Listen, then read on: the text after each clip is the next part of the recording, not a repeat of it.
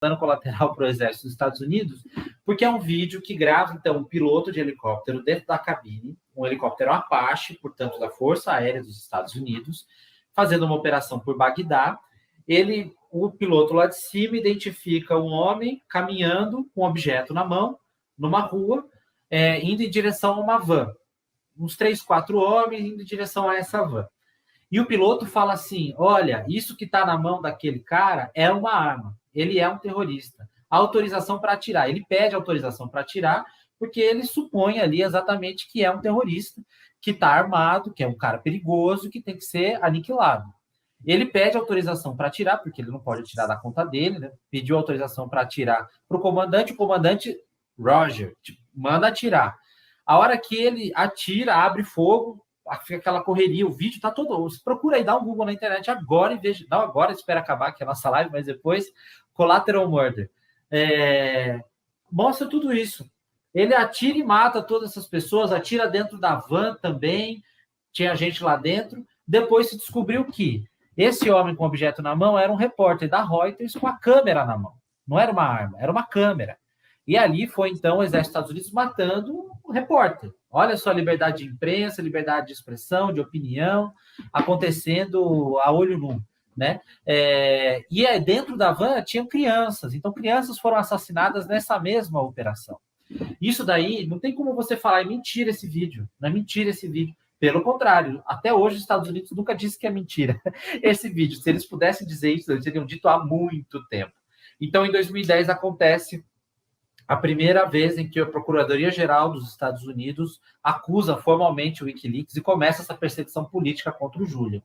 E, como você bem lembrou, em 2010 também começa uma história, uma fofoca, na verdade, que era isso, uma fofoca, que o Julian tinha cometido um assédio, um abuso sexual na Suécia. E, portanto, ele teria que ir até a Suécia para responder a essa acusação. Como ele já estava sofrendo uma perseguição política, ele já entendeu que isso seria uma forma de extradição para os Estados Unidos, que a Suécia e os Estados Unidos estavam trabalhando em conjunto para, uma vez que ele fosse para a Suécia, ele ser extraditado. Então ele falou assim, eu vou para a Suécia responder essa acusação infundada, essa mentira. Mas a Suécia tem que me dar as garantias de que eu não vou ser extraditado para os Estados Unidos. Ele pediu essa garantia para ir para lá. E a Suécia não concedeu. A hora que a Suécia não concedeu, ele falou, opa, isso já foi 2012. Então demorou, o tempo se arrasta, né? Entre 2010 e 2012 ficou toda essa mentira que até hoje muita gente acredita. Que o Julian, ele foi um abusador sexual.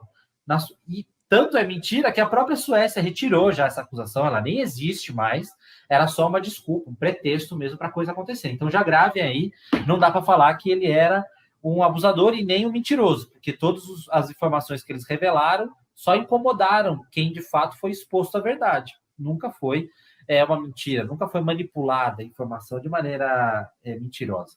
Uhum. E 2012, então, com esse cerco se fechando, foi feita uma análise, ainda naquele tempo no Equador tinha o Rafael Correa como presidente, e o Rafael Correa topou, ofereceu o asilo, acolheu o Assange, então, na Embaixada do Equador, em Londres. O Assange estava em Londres nessa época, então, né, toda embaixada em cada país do mundo, a lei que vale na embaixada é a lei daquele país da embaixada. Então, pela lei, se o Assange está acolhido na Embaixada do Equador em Londres, ele está sob a lei do Equador. Então, não adianta ninguém querer extraditar, querer prender e tudo mais, se ele está protegido pela lei do Equador e o Equador não topar com nenhuma história de prisão ou qualquer coisa que o valha. E aí ele ficou, de 2012 a 2019, 7 anos, preso, né, praticamente, já preso dentro da Embaixada do Equador em Londres. O que aconteceu foi uma grande reviravolta na política do Equador, que foi eleito o Lenín Moreno, que foi o sucessor do Rafael Correa, foi o homem indicado pelo Rafael Correa, só que ele traiu todos os acordos, ele deu um giro na política, ele virou um cara de direita que se dobrou de joelho para o FMI, para o Banco Mundial, e assim por diante, e como uma moeda de troca, veja bem, como uma moeda de troca, em 2019, em troca de um empréstimo do FMI, ele cancela o asilo do Assange na embaixada. E dessa forma, então, o Assange ficou exposto para que a polícia de Londres prendesse o Assange. Foi assim que aconteceu a prisão do Julian. Foi em 2019, dia 11 de abril de 2019, então já faz mais de 3 anos, aí vai para 3 anos e meio que o Assange está preso numa prisão de segurança máxima, privado da liberdade dele total, praticamente de confinamento solitário, quase, com poucas pessoas que podem visitar, que ele pode falar. Em alguns momentos, inclusive, ele fica sem nenhum contato com outros detentos da prisão, é bem um confinamento solitário. E veja bem, ele tem 2 filhos, o Max e o Gabriel. Os dois não têm, nenhum dos dois tem 12 anos. Nessa perseguição toda, o Assange nunca teve a oportunidade de almoçar, jantar ou tomar um café da manhã com a família dele reunida na mesa, na casa dele. Nunca teve isso, nunca teve isso. Esse é o caso do Assange. E aí ele se encontra preso até hoje na embaixada da Inglaterra, na prisão de segurança máxima lá na Inglaterra, com pedido de extradição para os Estados Unidos, que, de acordo com o caso aí, em semanas pode ser decidido se ele vai ser extraditado ou se o caso ainda segue se postergando na Inglaterra. Essa é a linha do tempo. Os Estados Unidos têm eu vou usar um eufemismo, tem esta mania de violar vários procedimentos do direito internacional, né? Agora, por acaso, está tendo esse caso do Assange, essa campanha no Brasil essa semana, mas aqui na Europa está tendo, principalmente ontem, né, esses dias, esta semana, no Parlamento Europeu, um deputado do Partido Comunista Português, o João Pimenta Lopes, levantou também um outro caso, que é o caso do Alex Saab, que é o diplomata venezuelano, que foi preso, foi detido em Cabo Verde também, acusado de lavagem de dinheiro, de corrupção, né? Foi preso e foi extraditado para os Estados Unidos. Né? Até agora não provaram nada contra ele. Né? Não incrível como nada. Acusa, extradita, persegue e não faz nada. E um diplomata, quer dizer, também que viola todos os acordos internacionais, também a Convenção de Viena, os Estados Unidos, ou a Convenção de Viena ou a Convenção de Genebra, não é? Um dos dois sempre está ali na violação dessas duas convenções, quer dizer, são várias convenções, não é? E no caso do Saab, o Saab estava fazendo um papel importantíssimo, porque negociava várias maneiras da sobrevivência da própria Venezuela, que está sob embargo há muito tempo. Então, o Saab estava indo para negociar petróleo com ouro, estava indo para o Golfo Pérsico fazer essa tratativa e não conseguiu chegar, foi preso em Cabo Verde também. Os cabo-verdianos entregaram e sem ter nenhuma, não existia sequer nenhum alarme vermelho na Interpol para a prisão, né? Mesmo que fosse possível, ele sendo diplomata, que não era, mas tinha nem sequer isso, ou seja, completamente ilegal, uma prisão e a extradição. Ano passado também, ano passado, as Nações Unidas, inclusive, fizeram, a Comissão de Direitos Humanos das Nações Unidas também fez um relatório dizendo que a prisão era ilegal também. Os advogados africanos também, a Liga de Advogados Africanos também fez a mesma coisa, fez uma nota também falando dessa extradição que foi ilegal, e ele está preso nos Estados Unidos, né? Está preso nos Estados Unidos também, ou seja, e em troca, sabe o que aconteceu?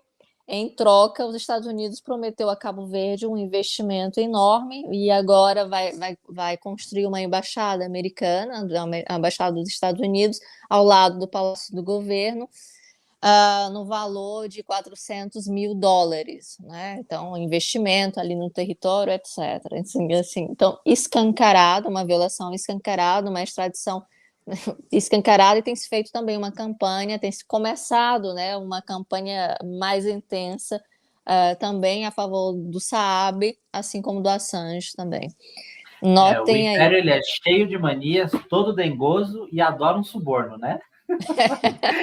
Tudo está subornando, no fundo é isso, né? Subornar. Exato, aí como você falou, o caso do Assange com o Equador, né?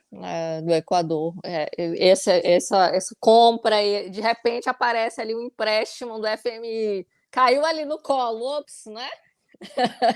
Aqui eu vou dizer também, tem uma outra história, porque nesse momento aí, em 2019, não sei se vocês lembram aí, mas teve aquela publicação do Pandora Papers, lembra disso? De paraísos fiscais, uma galera envolvida com lavagem de dinheiro, escondendo dinheiro em paraísos fiscais e tudo mais. O Lenin Moreno, que é esse presidente do Equador que traiu e entregou o Assange para ser preso, ele estava envolvido nesses paraísos fiscais. Então ele estava puto da vida, não só que ele estava querendo trocar o Assange por dinheiro da FMI, mas também porque ele estava com o furico na mão, porque ele sabia que ele estava sendo implicado. Uma plataforma como o Wikileaks é como dar aquele recado, né? Se você mexer comigo, meu filho, eu vou te calar, eu vou te colocar na prisão até morrer. Porque efetivamente é isso que é o tema do Assange. Porque se ele é extraditado para os Estados Unidos e lá ele sofre, como você bem falou, uma lei de espionagem, né? Que ele é processado lá nos Estados Unidos. 18 acusações ele tem. Somado tudo isso, significa 175 anos na cadeia. É botar para morrer um jornalista que revelou a verdade. Então, o crime do Assange é ter revelado a verdade. Esse é o crime que ele cometeu. Como o Alex sabe também, o crime que ele cometeu foi representar os interesses do governo venezuelano, portanto, do povo venezuelano, né? Era isso, esse é o trabalho dele. Ele trabalha para isso, para conseguir. No caso do Alex Saab, é mais sintomático porque ele estava mexendo com petróleo e ouro, porque são as formas que a Venezuela tem de dinheiro para comprar comida. Porque, assim, no caso da Venezuela ainda, cerca de 90% do consumo do país tem que ser de importações. O bloqueio criminoso e genocida que os Estados Unidos implica ao povo venezuelano, é uma loucura você conseguir fazer chegar comida na boca do povo venezuelano, porque tem que comprar de fora, só que ninguém quer entregar. Porque nenhuma empresa que faz um frete com um monte de comida vai querer fazer negócio com a Venezuela, porque senão perde os contratos para os Estados Unidos. É assim que funciona o bloqueio. Os Estados Unidos põe uma faca no pescoço. Se fizer coisa com a Venezuela, comigo pode esquecer. Comigo você não vai fazer negócio. E aí rende o povo desse jeito, né? E no caso do Alex Saab, é das caixas CLAP, que é uma das principais políticas de abastecimento interna na Venezuela, que são as caixas CLAP, né, que são centros locais de abastecimento e produção, que, enfim, tem toda uma política pública combinada com o povo organizado para a distribuição do alimento. É incrível, também procurem saber o que são as caixas CLAP. E o Alex Saab é essa pessoa-chave, que conseguia, então, negociar internacionalmente, driblar esse bloqueio genocida que os Estados Unidos colocam. E é por isso que ele estava sendo perseguido. Era por isso. No fundo, é para matar o povo venezuelano de fome que esse cara foi preso, entendeu? Os Estados Unidos tem mais uma na mão aí, de sangue na mão.